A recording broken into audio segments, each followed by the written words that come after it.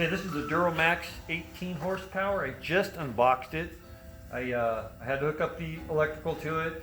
This little unit here comes disconnected. There's a couple of wires, pretty easy to figure out, but they're also on the website. Anyway, I got gas, oil, we've got the gas on, we've got the choke on, and we're going to give it a start, see what happens.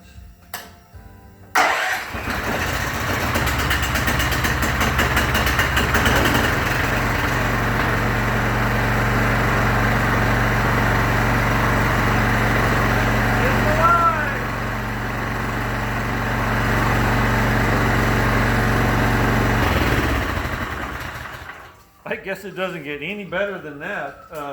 It didn't even hesitate. I'm kind of blown away, really. That's the first time I've ever started an engine that easy.